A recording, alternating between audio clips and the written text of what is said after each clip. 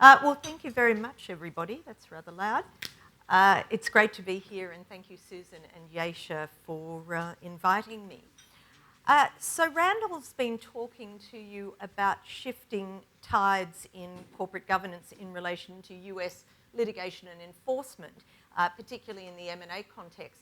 I want to shift and look at something different in terms of changing paradigms. I want to look at the potential that I think is happening, a shift from private conceptions of the corporation to a more public conception of the corporation in jurisdictions such as Australia and the UK, and possibly the US, but less so. And in doing that, I want to be looking at what I think is possibly driving this, and it's a great interest in corporate culture, something that has really been, coming to the forefront in recent times. And I could have titled this paper, is UK and Australian corporate law becoming more like Indian corporate law? Because I think a public conception of the corporation has always really infused and underpinned Indian corporate law. And so in this presentation, I want to do three things in the time I have available.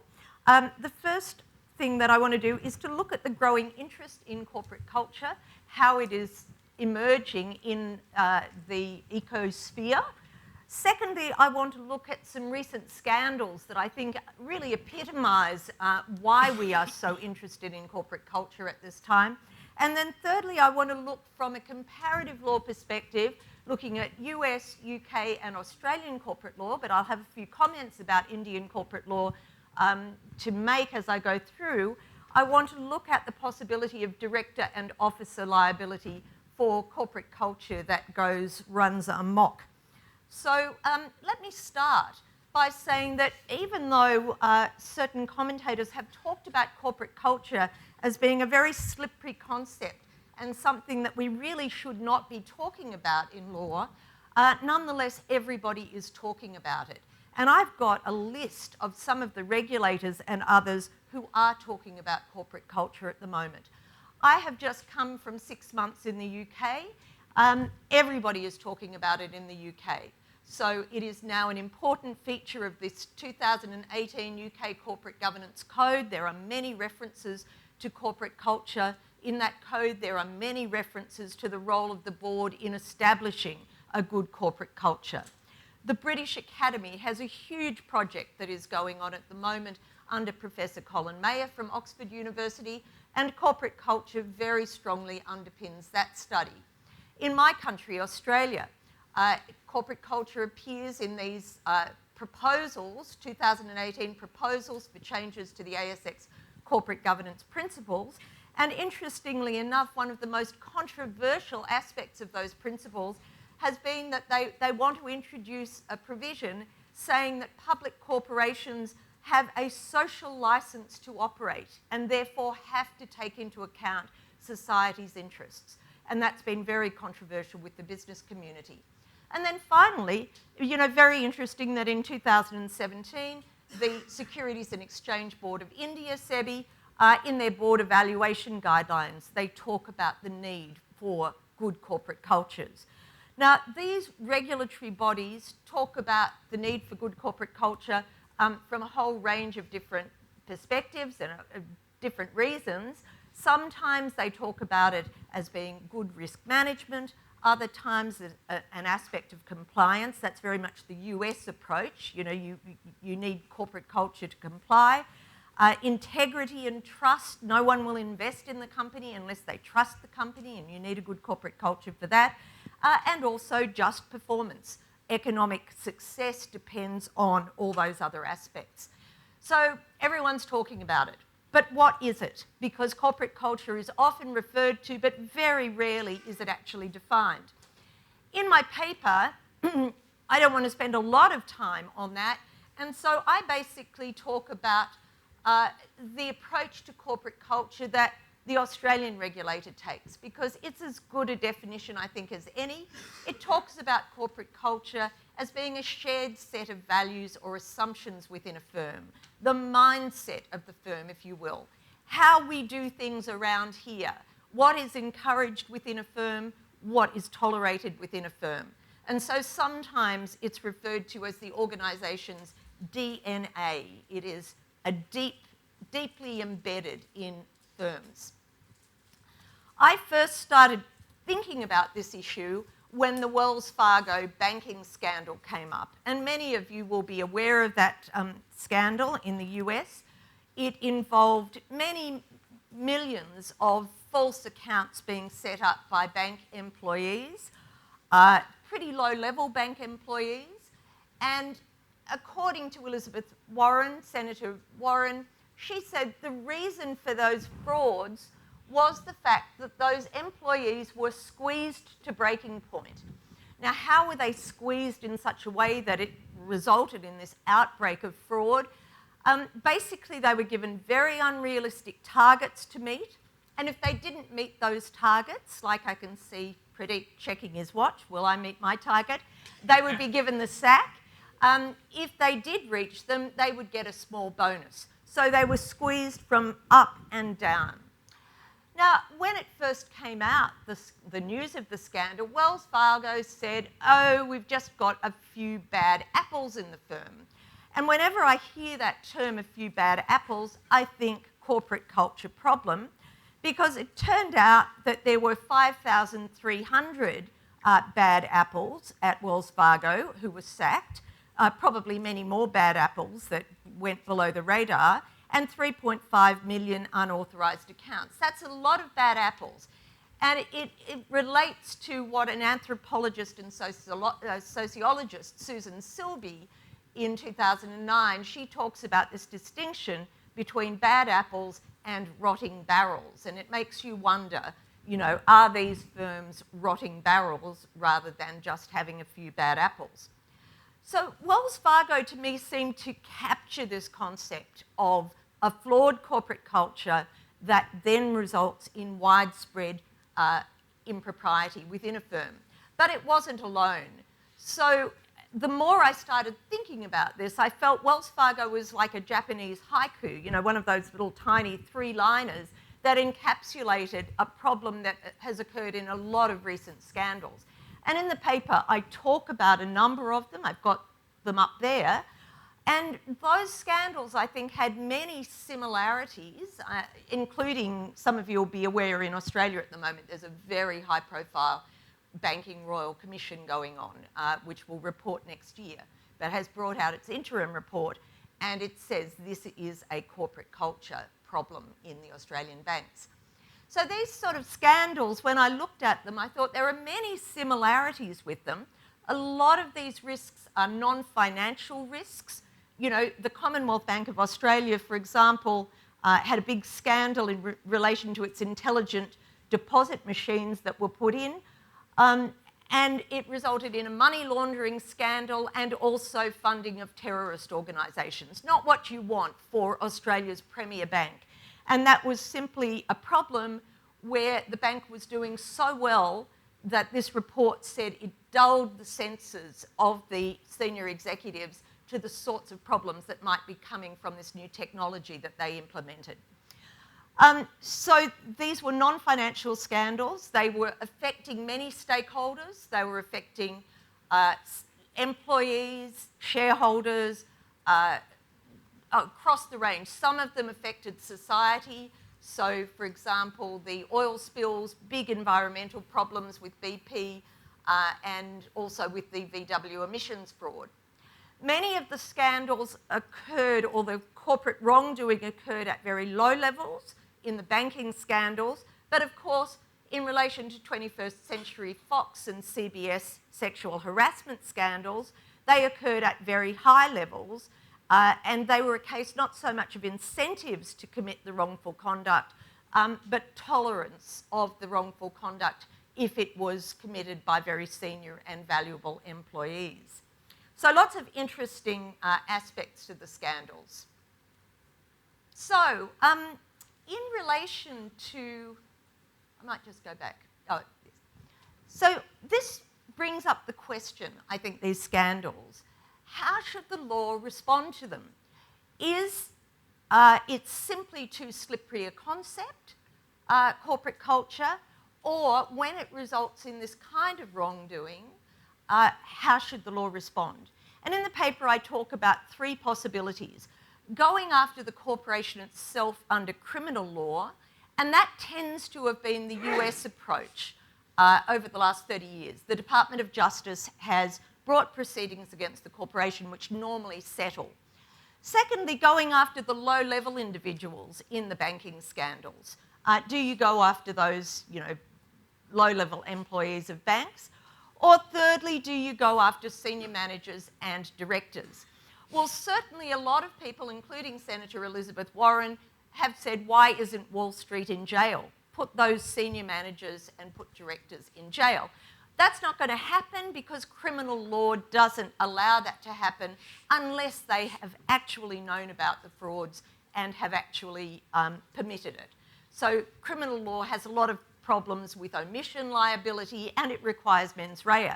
But in the paper, I ask, well, what about these senior people if they are going to be liable for breach of director's duty of oversight or the duty of care? And historically, the role of directors has been somewhat ambiguous. From the 1960s to 70s, Professor Eisenberg in the US, he was really responsible for changing the way we think about directors and say they are monitors of management. They have this oversight responsibility. And that is what underpins our interest in independent directors today, which is all through Asia. But Professor Victor Brudney in the early 80s said, but that doesn't tell us enough. We still need to know what are those independent directors supposed to be monitoring. Now, in the US, for most of the 90s, it was the second aspect, efficiency or performance, the financial performance of the company. That's what finance professors are interested in. But Professor Brudney said there were two other possibilities, integrity or social responsibility. And in India, social responsibility is an incredibly important aspect under your Section 135 of the Indian Companies Code, and also, I think, under Section 166 too, where it talks about the role of directors, having a role with society, etc. So I started wondering, well, are these alternative views of directors perhaps coming to the forefront, and could there be liability if they take their eye off the game and there is this impropriety going on in the firm as a result of a flawed corporate culture? And so in the paper, and I'll be skimming over this, I look at the US, UK and Australia. And American lawyers in the room will be very familiar with the US litigation in this regard. And this ties very much into Randall's paper, that in directors' duties area, it comes in under directors' duties in Delaware. And the Caremark standard for the mid-1990s says those directors will not be liable for breach of the duty of oversight unless they've acted in bad faith or there's been an intentional dereliction of duty. And that makes it very difficult for such actions to succeed. Two possible tripwires that have emerged for directors in the US in recent times. Very interesting dissent by Chief Justice Strine in this 2017 decision, City of Birmingham Retirement and Relief System, where he was out of step with the rest of the court who took the Caremark approach. It was a case where a Duke Energy company polluted a river in North Carolina, and he thought that the directors were not protected by the Caremark principle and the business judgment rule and exoneration clauses, because he said the company's whole strategy was to sail close to the wind, to skate on thin ice, and to consciously violate important environmental laws. And so he thought that exposed the directors to potential liability. Also, Randall's point about if you then transmute these cases into federal law, there is potential liability there. Very quick couple of last points. Under UK law, you would think under UK law that directors would be much more exposed to liability for corporate wrongdoing that occurs as a result of flawed corporate culture because there is a higher standard for directors. But in fact, it doesn't play out that way. And it doesn't play out because of a number of the procedural differences between UK and US law that Randall referred you to. The fact that it's loser pays litigation in the US, it is private litigation, but you run a big risk if it's loser pays. And also, in the UK, most of the takeover litigation doesn't go through the courts. It gets sidetracked to a takeovers panel, and there are no class actions. So you could sue, it's just people don't in the UK. Finally, in the paper, I look at Australia, and I think there is tremendous potential in Australia for directors to be liable for these kinds of corporate culture problems. And that is because we have a public enforcement system of directors' duties in Australia, where the securities regulator, the Australian Securities Investment Commission, brings the actions, and they regularly bring breach of directors' duty actions. And the directors in Australia can be liable if there has been a problem where there's been reputational damage to the corporation. And so I think that it can play out in the corporate social responsibility area and in the organisational integrity area. So thank you.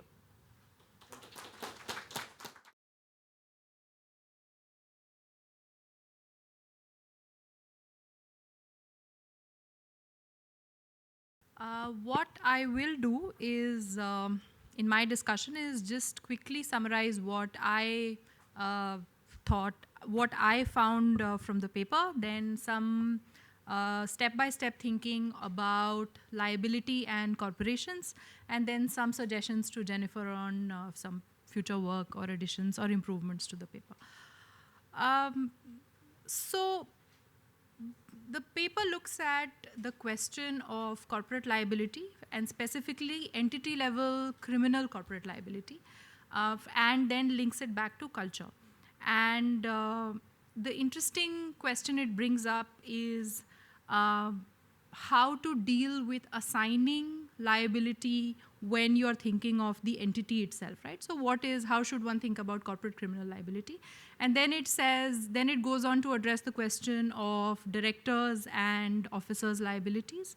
And it does so by looking at the practices in the US, the UK, and Australia on dealing with entity-level corporate liability.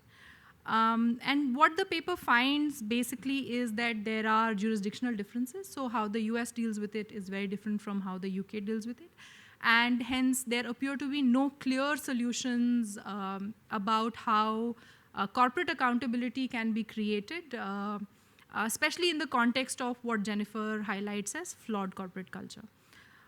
So now, I'll just walk through some steps on what I thought of when I read this paper. So first, thank you, Jennifer. This is not a subject that I had thought of in great detail before this, but it seems like an extremely interesting and well-studied area. So there is this justice system which has a criminal aspect and a civil aspect, and it is primarily designed for individuals. So if we look at civil laws, the ease with which they can be applied to corporations is a bit higher, but criminal laws actually require to find the person and to punish the person. And the primary idea is not redress, it is punishment, and punishment as a deterrent. And that's hard because corporation structures don't lend themselves to this kind of finding very easily, which is to say that if an employee of a company is found to have committed a certain kind of action, the question is it the employee itself or the organization in which the employee operated that caused such action to take place? The challenge here is what kind of punishments can be awarded. So the first itself is a monetary penalty. And there are issues with monetary penalties on corporations. So if a monetary penalty if a firm is made liable for monetary penalty, then it takes capital away from the firms. And it punishes the stakeholders of the firm itself. So for example, if a high monetary penalty is put on the firm, the shareholders suffer. The second is where there are sanctions on directors or officers of the firm. In that case, the question that arises is whether such sanctions affect only the human agents, which is those specific directors and officers, and do they have any impact on the firm itself from the perspective of being a deterrent. The third is where there is a possibility of imprisonment or such actions on directors and officers, because clearly the corporation can't go to jail. And again, the question arises is whether it has the deterrent effect for the corporation or does it affect the human agents itself. And then the sort of the overview perspective is, so what is a effective deterrent from the perspective of a corporation? And the answer to that doesn't appear to be very clear.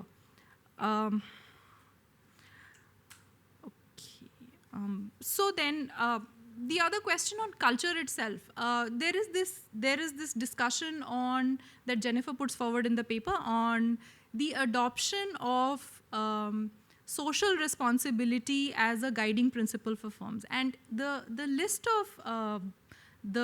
of documents or guidelines that she points to, most of them actually are in the form of guidelines. And the question is, they say that this is the desirable conduct. The question is, how does one link it back to enforcement? So for example, if a Basel III guideline on conduct is violated, what kind of enforcement actions can be placed on the firm itself and on the directors and officers of the firm? That link doesn't appear to be very clear from many of these documents. The second question is about the constancy of corporate culture itself. So there seems to be this suggestion that corporate culture is sort of this monolith which doesn't change over time very easily, whereas it is highly likely that it's extremely fluid and in fact changes over very short periods of time. The third aspect of it is, in applying the criminal justice system to individuals, often establishing individual motive is enough. So we don't say, for example, you operated in a patriarchal society and hence you committed the crime and then society should be punished. Whereas in the context of firms, what we seem to be saying is there is an individual, we find that the crime was committed by an individual or some misconduct by the individual, and yet there is this desire to find a larger cultural explanation and then punish some types of individuals, which is directors and officers. And that link is really hard to establish in most cases, and what Jennifer shows is that that makes it very difficult to enforce such cases in courts. The other part is the implicit rules itself. So it's easier if there is an explicit violation. So if the company actually violates environmental laws deliberately, then it's easy because one can move to court for enforcement. The challenge is when it is unsaid. And how will that get established in court is a question that is much harder to deal with. The final thing that I just want to point out is the link between corporate liability and corporate culture is really a tenuous one. So what actions of enforcement will actually lead to a positive corporate culture is something that is unclear, and something that the law needs to think about more carefully. So taking a legal system which is designed for individuals and sort of trying to impose it on a entity level, so this legal person concept, I think is causing a lot of anomalies and probably needs to be thought through more carefully. The final point I want to make is about the scope of entity criminal liability itself, right? So saying that in the social interest, in stakeholders' interest, I think the scope is very wide and it is not defined in terms which are relatively unambiguous. So all stakeholders are not uniform. There are multiple conflicting objectives. So I want to take a few examples that Jennifer puts forward. For example, the Wells Fargo case itself. The question is, who did the Wells Fargo scandal harm? And in this case, there were very few consumers that were actually harmed because of the fake account case. But it can be argued that Wells Fargo overstated its income on account of opening these fake accounts, and income or its balance sheet on account of opening these fake accounts, and the shareholders were harmed. Now, in case of corporations, hence, it's possible to always find harm to a certain class of individuals who are stakeholders of the firm. And that's challenging because in that case, the firm or its directors and officers can be found to be always at fault for something. The other question of public harm itself suffers from the same challenge, which is public harm to whom, and who is the public in this case. And hence, it's probably useful to think about whether there is a need for a sort of a law of wrongs for corporations, rather than saying the standard criminal justice system and the civil liability law should hold for corporations itself. And that's something to think about from the perspective of future work in this area.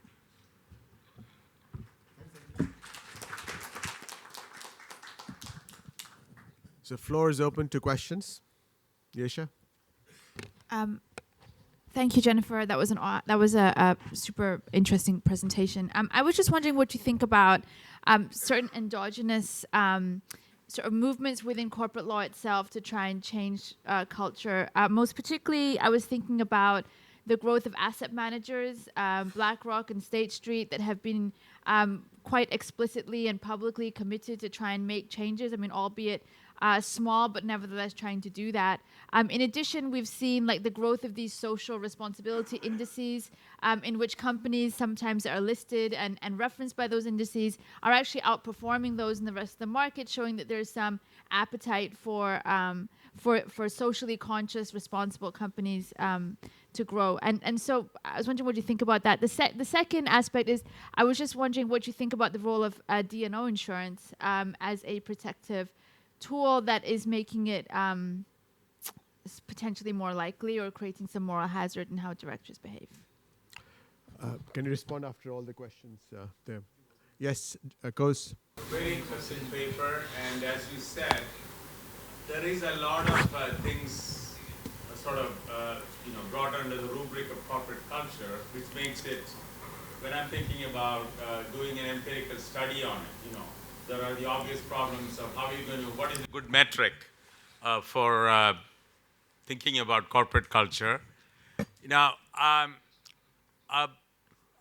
wonder, I don't know whether you sort of had both aspects of taking actions which are illegal and taking actions which might be legal, but voluntarily you're foregoing, taking an illegal or bad action. So there's that thing, because I was reminded of a case I was involved with where what was going on is that the company had borrowed a big sum of money from some company some bank in Florida, and they decided, or one of the partners said we should give out half of the loan. The loan was $1.2 billion, half of the loan as dividends, which was totally unexpected at the point of the loan, when the loan was given.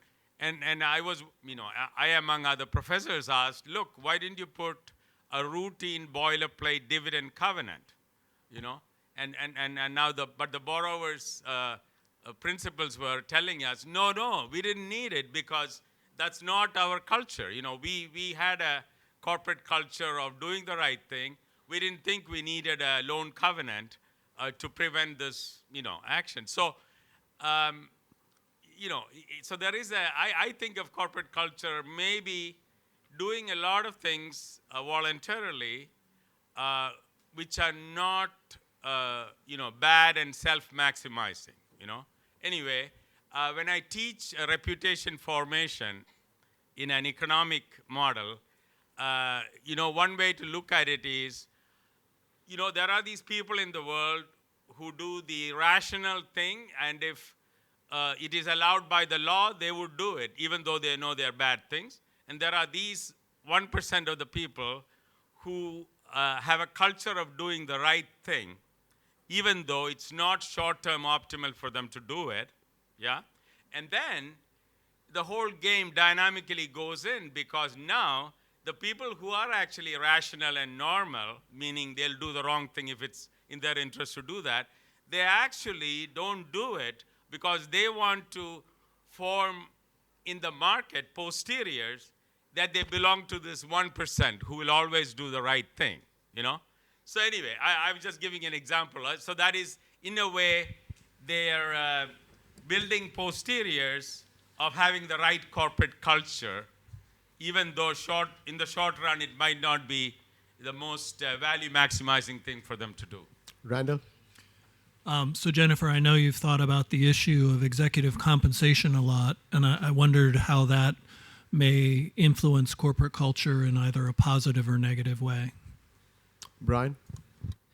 Yeah, so I had a negative reaction to this notion that we should expect corporations to be moral entities. I don't want to create a general duty to be moral because there's a vast array of different conceptions of what moral is. And so I'm not exactly sure from your presentation how far down that path you want to go. So let me just try to ask you to clarify that in this particular respect. So part of your presentation seemed to be geared towards encouraging corporations to follow the law better. It seems to me there's a very simple solution to get corporations to do that, and that's to increase legal penalties when they don't follow the law. If we set penalties equal to the harm the corporation causes, multiplied by the probability that they won't be detected, then they should have optimal incentives to follow the law. So if we're not doing that, we should do that. We don't need to create a duty to be moral in order to do that. Now, there's another aspect to your presentation which has been referred to as social responsibility, that in addition, perhaps, to following the law, we also want corporations to be socially responsible. Usually when people talk like that, they mean things like this. Corporations should forego making profits in order not to fire employees. Corporations should forego making profits in order to stay in communities where they already are so the communities don't disintegrate when they leave.